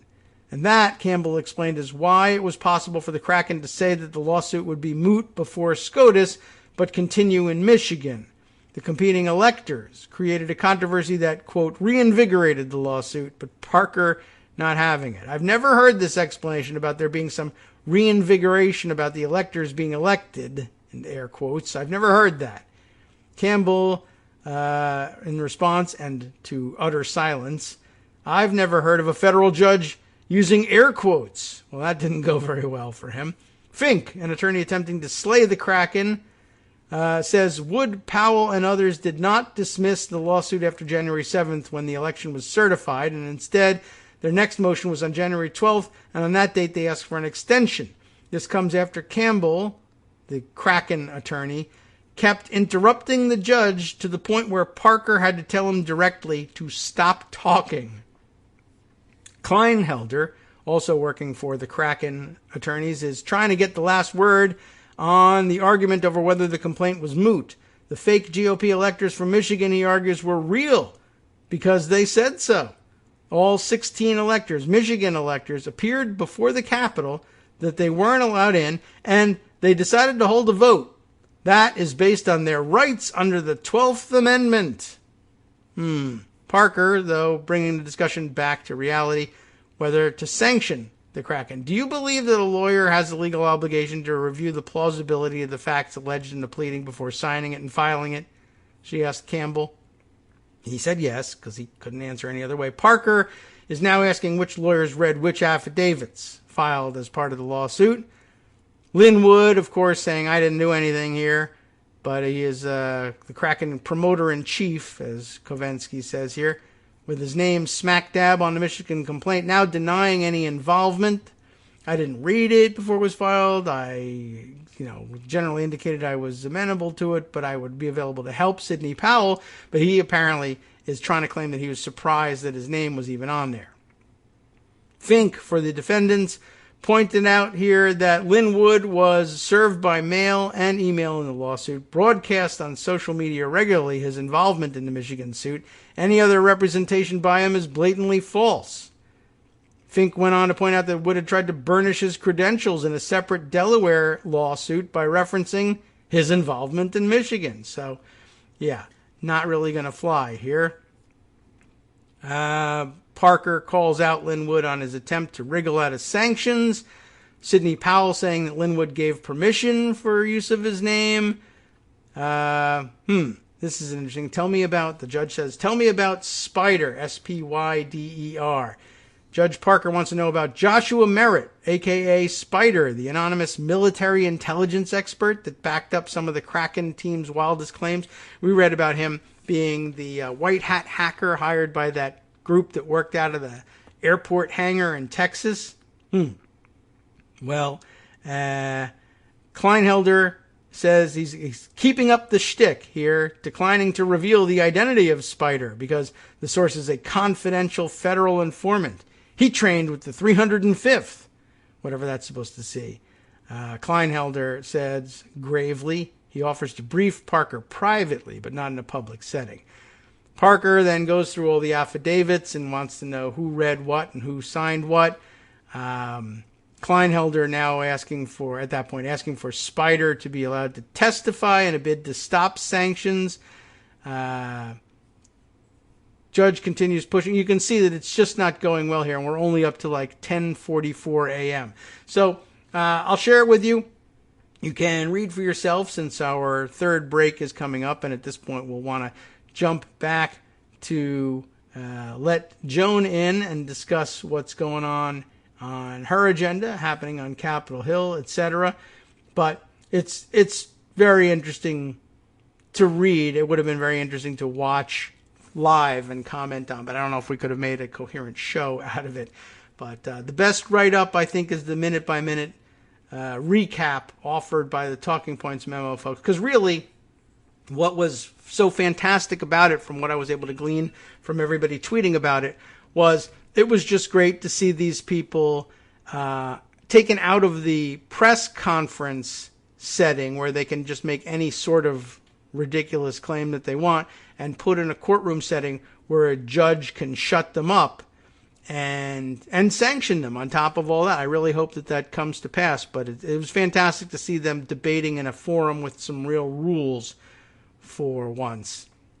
And I imagine it was a nice thing to see it happen. All right, well, we've got that to share, and, plenty more that we didn't get to today, but who knows where we'll go in the rest of the week. Joan McCarter coming up next, so keep things tuned right here for that. Well, let me open up her page over at Daily Kos so I can follow along on what's been on her agenda, and maybe we'll even get a sneak preview of what's coming up that you and I haven't been privy to yet, because, I don't know, she's making it up right now. Hi, I'm Scott Anderson, the guy that writes the daily summary for this show, Kagro in the Morning. Thank you to everyone that supports this show. Many of you send donations through PayPal, Patreon, Square Cash, Radio Public, and so on. Some of you write your own essays and send them in, or read articles with your own commentary. We appreciate it. Now, some of you are listening to this and thinking, I'd like to help, but isn't there something I could do that wouldn't require money or effort? Why, yes, there is.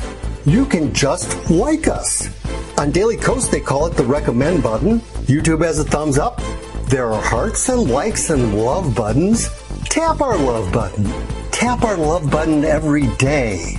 Share our shows and summaries on Facebook and Twitter, YouTube and iTunes, Stitcher and Amazon. Most of these places allow you to write a review, so a sentence or two would be great. Recommend us to social media, or tell your friends to listen to the show.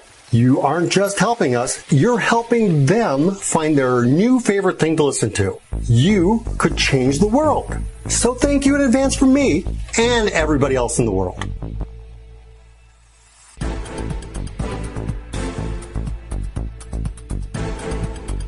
All right, welcome back now to the Kagro in the Morning Show here on Netroots Radio. We've got Joan on hand. Everything under control. You have a little bit of hectic activity just before joining. I just, you know. just the regular. Okay. Yes. No big deal. But we're fine now, and we are here. Yes, okay, everything's fine. As long as you're here, that's all that really counts. We can hear you. That's the good news. By the way, for those interested in the Kraken hearing from yesterday who might not have time to wade through the blow-by-blow description over at TPM, there's a very fine summary of everything in regular, like you can actually read it in a couple of minutes, story form. Carrie Elveld has posted earlier this morning. If you're looking for it, it's under the title of "It's Hard to Believe, but a sanctions hearing on the baseless Kraken pot lawsuit was a disaster." So, yeah, not that hard to believe, obviously. It's just a joke. But if you're looking for a more digestible, quick hit on just how satisfying it really was to watch these idiots get hit over the head by a gavel, Carrie's got your number. Yeah. It was very distracting yesterday. It was hard to keep up with your other work because watching the Twitter feed of the various lawyers following it, live tweeting, it really was amazing. Very distracting. It was so entertaining just watching people saying, "I can't believe a lawyer is saying this in front of a judge." It was that kind of a hearing. I can't believe it's that easy for some people to get law degrees. Yeah, I mean, a lot of them just have kind of like lost their mind along the way. I mean, there was a time when the Kraken lawyers were, they were always showboats, but they were legit lawyers at one point. And were they? Really? Kind all of weird. I don't know if not all of them were, but the big names, Lynn Wood, as crazy as he is, had a career. It was a splashy, dancing on the edge of insanity kind of a career. And Sidney Powell, to some extent as well. And it's, I point that out only to remind people that, what their trajectory has been.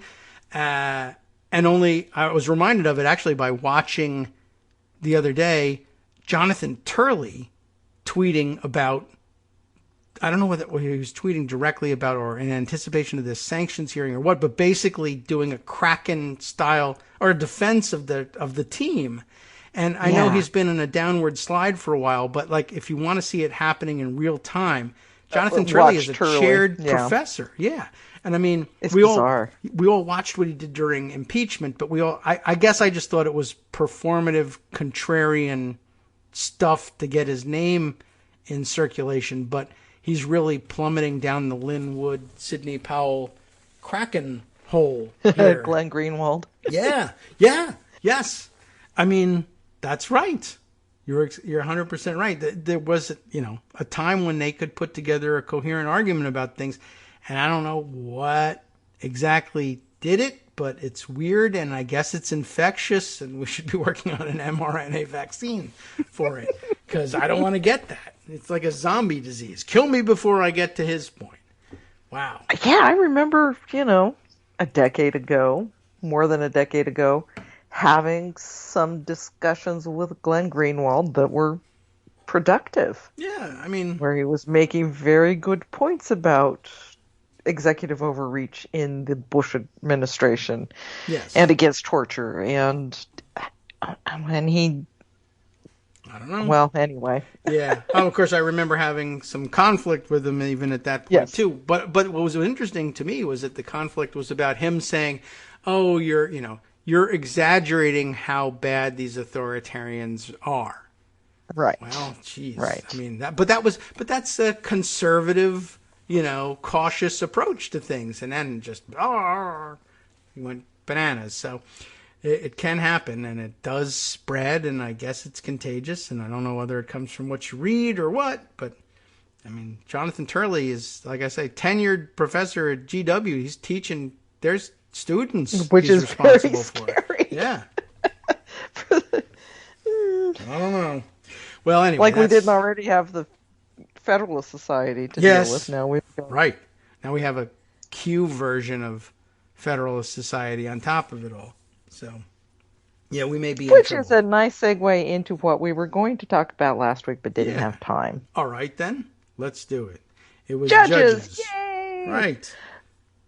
Because Biden and Schumer are actually doing a pretty good job of getting them nominated and getting them actually seated. In fact, there are going to be some more nominations considered on the floor this week in the Senate. That's good. Yeah, I like that. And, of course, no filibuster in the way of those guys.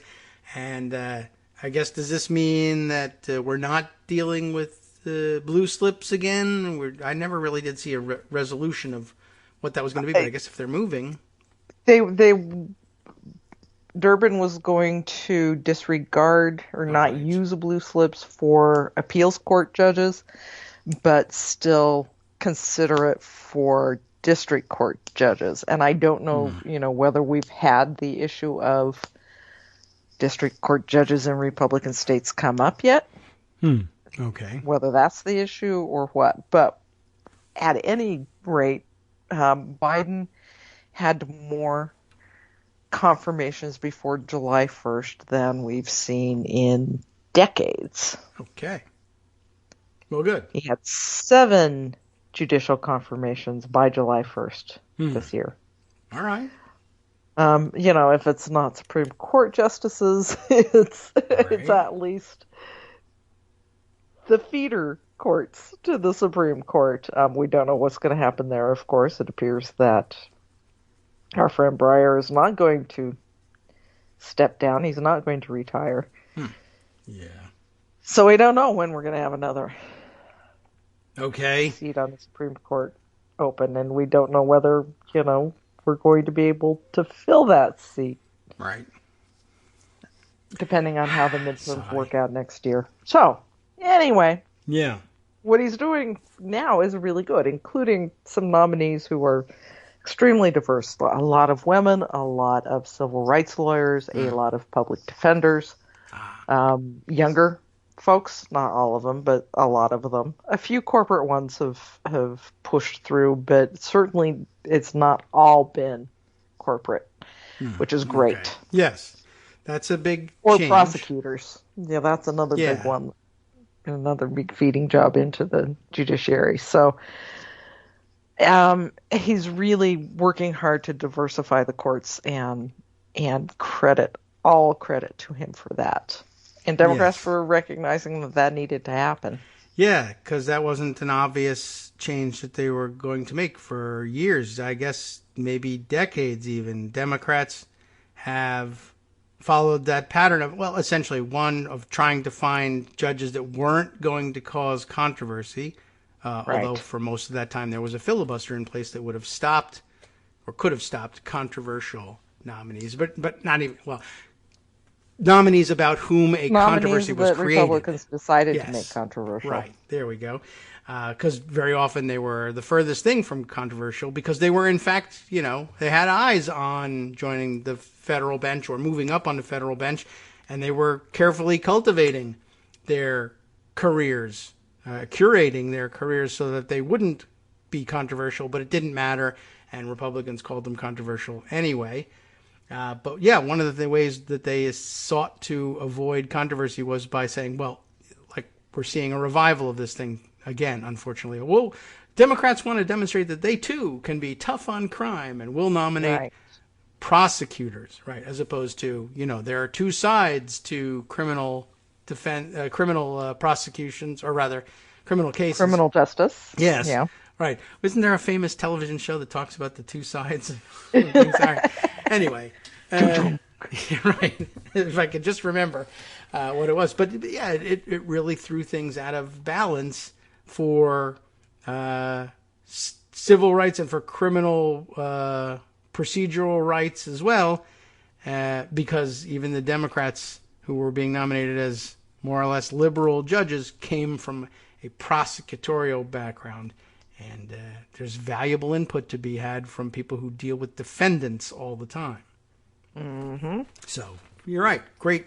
I'm glad to see something happening there, and a serious effort to put that forward. Even if there's not the exciting ability of clearing a new Supreme Court justice at this moment. We've seen what they've done with the Federal Society, how important though these district and appeals court judges are for the agenda of the president. Yeah. Whether that's fighting it, as the Fifth Circuit has been doing, and that crazy Reed O'Connor in Texas, doing everything in his power to get rid of the Affordable Care Act. We've seen what the power of these judges is to set the agenda for the Supreme Court. Yeah. So super important, and glad to see them working on it. Which remains a scary place. Yes, no doubt about that. Which still needs to be reformed. There's another out there with Reed O'Connor Affordable Care Act case that's troubling. I almost thought we were done, but no, I guess not. No. I mean, the Supreme Court might be done. They might just say, all right, enough. We're just not going to do this anymore. But Reed O'Connor in Texas is still going to try, so we'll see. We'll see what happens. Well, yeah, it's a good point. The court may, at some point, just say, all we do is this thing. It's constitutional, guys. The end. Yeah. All right. Well, we'll see. We'll see whether Justice Thomas's wife lets him do that. Yeah. Okay. Let's see. Any other? Speaking of that, did you see Axios's report on what Trump said about Kavanaugh? That rings a bell, but that was kind of fun. That was kind of from yet another book that's coming out. Yeah. A different one than what you were talking about earlier. Okay. This is a new Michael Wolff book called Landslide. Yes, okay, that did get mentioned. But so Kavanaugh? Trump says, where would he be without me, Brett Kavanaugh? I saved his life. Really? He wouldn't even be in a law firm. Who would have him? Nobody. Totally disgraced. Only I saved him. Only I. Only I. Delusional on a number of levels, not the least of which is he was a D.C. Circuit Court judge for life without you. Yeah. Where would he be? He'd be drinking at a baseball game and happy, I think.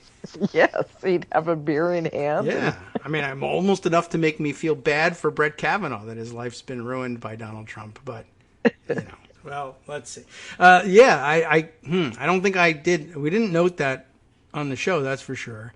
I don't know. That was totally unnecessary, but he's still upset that Kavanaugh didn't vote with him on his election.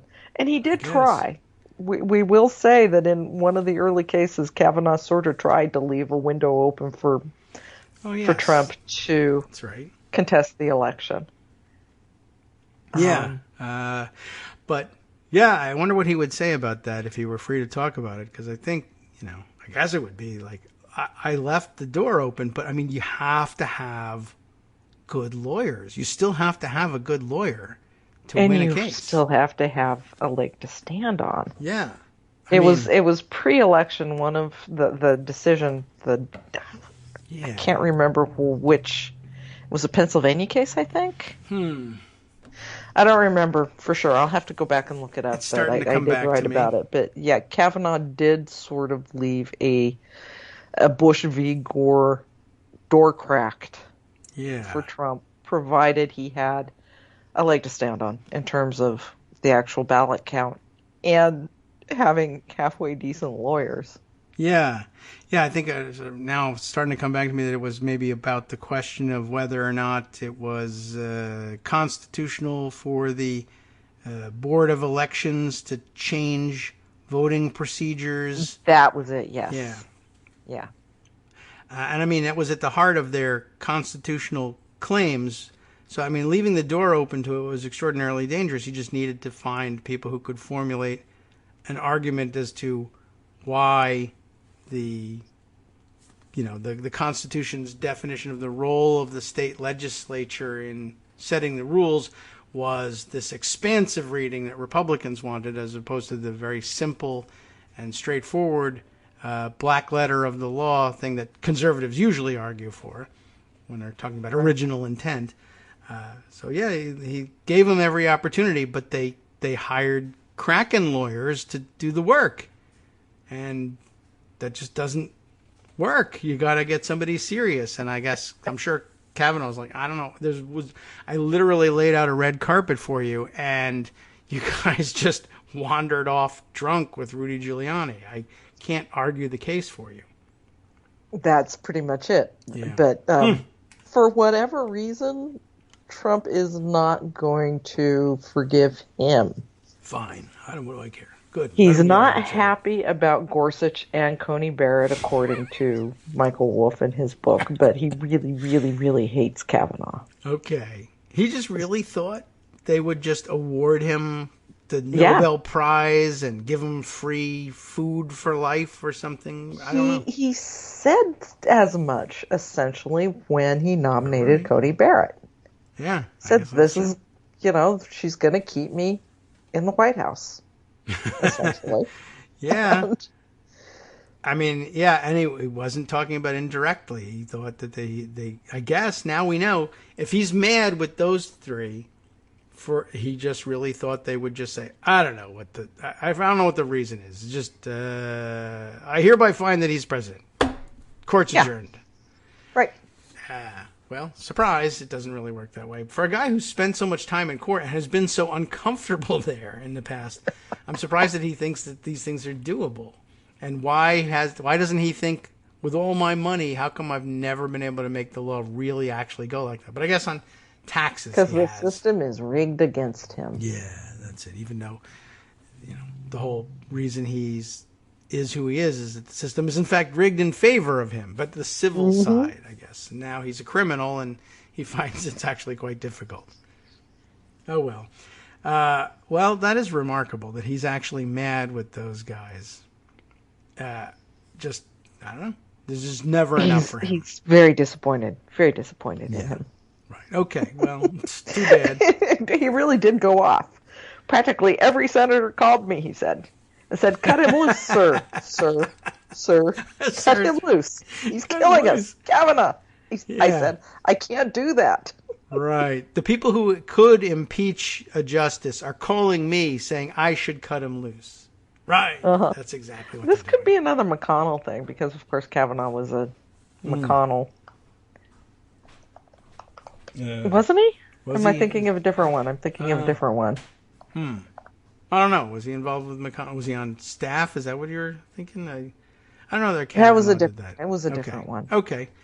Well, they're all pretty much coming from Walker was the one. that I was thinking of that had been an intern and family friend and I don't know what all. Well, So anyway, yes. All much the He same. hates Brett Kavanaugh, so join the club, Great. Donald. Yeah, right. Sure. Fine. Why not? I'm sure Kavanaugh's not. Well, I don't know. Kavanaugh's pretty volatile. Maybe that'll get to him. I don't know why it should, but if it upsets him, fantastic. That's just a bonus for me. I can't do anything about it. All right. Any other judge material? I think we've kind of caught up with the important bits. We've caught up with the important part. Yeah, they're still doing really good work on judges. So right. Thank you, Harry Reid. Yeah, that was well done. And people keep bitching about how all of this, the reason why we have those 3 Supreme Court justices is because McConnell took Reid's lead, the precedent he set, and got rid of the filibuster for Supreme Court justices. Yeah. But if we look at the lower court, yeah, it's a good thing that Harry Reid did that. Yeah, so most of the work is done there, so... You know. And that this is another instance in which the Biden administration learned from the Obama administration. Because in the first whole term of Obama's administration, he did not prioritize getting these seats filled. Yes. He let a lot of them just sit vacant for Republicans to then block. So that's another important lesson learned by Biden from that administration. It's not letting that happen again. Yeah. All right. Well, I'm glad that it's working at least on that front. What it doesn't mean is that it's still not really important to get more seats on those lower courts as well as on the Supreme Court. Yeah, that still apparently scares them. But I could see that there could be an argument, well, we ought to fill the seats that actually exist that are vacant before we start asking for more. But by the time you do that, then it'll be too late. So you might hint at what you would like to do later on. Well, and then we've got, of course, Mitch McConnell threatening if they get the Senate back next year, there aren't going to be more Biden judges. Right. They would put a stop to that. Well, they're being very forthright about it, and you just have to... Yeah, what do you know?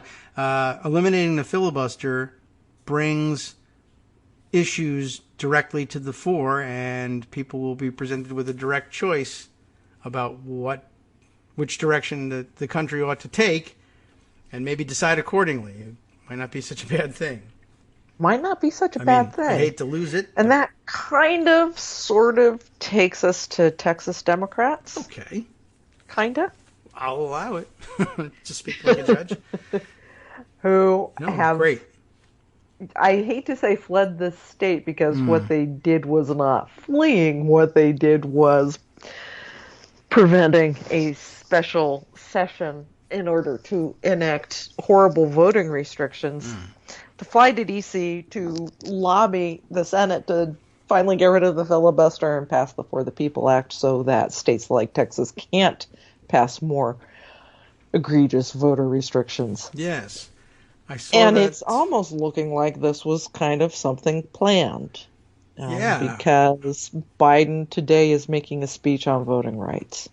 Okay. And because they decided, yes, they're taking chartered planes to D.C. where they will meet with Democratic senators, and Democratic senators were there ready to greet them and tweet about them, and it almost looks like this was coordinated, which, yay, Democrats. Yeah, that'd be great if it was.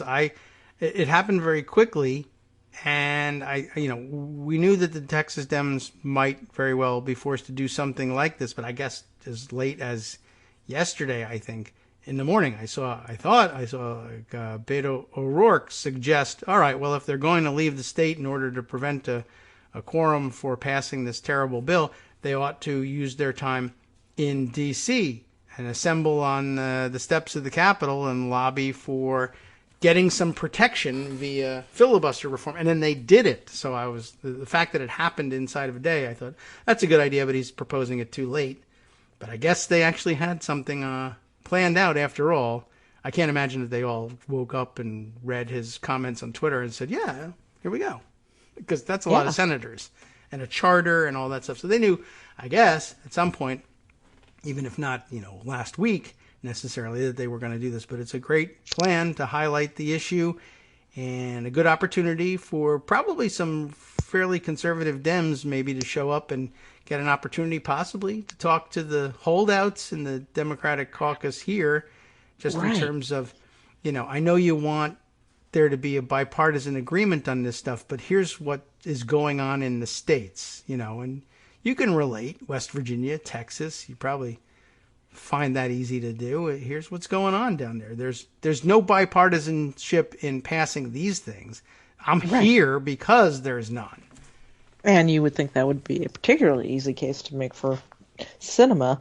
Yeah. Whose very state provided the case for the Supreme Court to get what was left of the Voting Rights Act. Mm-hmm. Yeah, think that might sort of sink in with her, considering she's up for re-election in 4 years. Yeah. 3 years now. I mean, I don't expect things to change this week, but I wouldn't be surprised if they got a couple, if they made an effort to have some private meetings and just say, look, I know you can't go out there and announce a total reversal, but I do want to tell you what's going on. What you might see is something that's resurfaced in discussion yesterday, a carve-out of the filibuster for voting rights. And that's sort of back in the mix again as something that they're considering. I mean, all right. I don't object. I mean, I kind of really at bottom baseless, but what do I care? Yeah. Do something. Right. That's fine. That's what comforts you. It's an important something. Yeah, right. Because unless everybody can vote in 2022. Yeah. I mean. Yeah. Yeah, I only say baseless because you can just make that excuse about anything that you want. But yeah, that's the point. You actually can make the rules be pretty much whatever you want. Just so long as a majority is required to do the thing that you want. That's the one rule you can't break, unless it's a presidential election. In which case, go ahead. So, all right, that's weird, but okay. I'm glad to see that happening, and we read a little bit this morning. We gave the background so that you don't have to unless you want to. What's happening with infrastructure and reconciliation and budget? Yeah, it's Infrastructure Week. I don't know whether you brought up the fact that, surprise, surprise, Republicans are getting wobbly. No, but they are. Yeah. 5 or 6 of the Republicans who supposedly, and I really doubt this was ever true, supposedly supported the bipartisan framework. They're saying, well, yeah, maybe not so fast. Which, if you didn't see that coming, you have not been paying attention to Republicans for any length of time at all. Yes. I see it entirely as more of their efforts to delay this as long as they possibly could. They now see that Schumer and Biden are intent on trying to get something done this month before August. And here's their chance to, maybe not. We got to see this. We got to see that. So I'm hoping in all of their discussion on reconciliation and what they can get into that package, they're leaving room to dump in all of the stuff from the bipartisan bill. Hope so. Yeah, I wonder. Or more, actually. The stuff that Biden wanted originally, as opposed to what the yeah, what Republicans my would words allow, are failing me. But what the Republicans, along with the moderate Democrats, have done to it, which is slash it. Yeah. Well, I wonder if that ends up helping, possibly, and now the possibility that Bernie Sanders, saying, well, I'm still sort of thinking about my $6 trillion, but I'd be open to cutting it back. But maybe if they cut it back so that they could then say, well, now that the bipartisan package, all the Republicans have turned tail and run, we're going to take some of that and put it into reconciliation. And I can still fit it inside of the $6 trillion I was originally discussing. Yeah. I only think because it's smart for Bernie to stick to the $6 trillion for as long as he can. Yeah, and he now can offer it as a compromise. I had 6 trillion of my own ideas here, but instead we'll do 3 trillion and make 3 trillion worth of room for all the things that you guys thought you were going to get in a bipartisan package, but you were wrong and you couldn't do it. But I'll save you.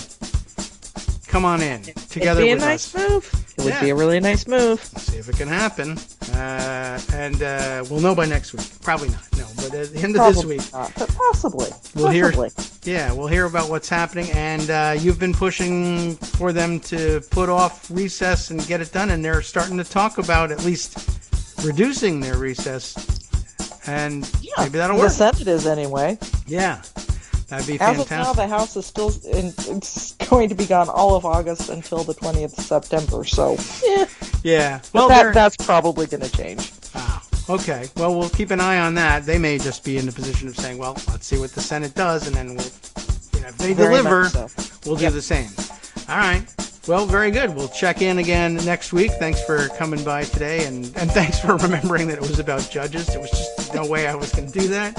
I don't know how I remembered. I don't know, but it was fantastic. Well done. We'll speak again next week, and let's promise something right now. From networksradio.com. You have been listening to Kagro in the Morning with David Waldman. All right, well, that was probably the smart thing to do. Decline to promise anything because that would only create expectations. But you can expect this, another great discussion with her next week, and we'll see what kind of progress we've made. For now, though, we'll see what kind of progress we've made around the country and around the world with Justice Putnam for the West Coast Cookbook and Speakeasy next. Stay tuned.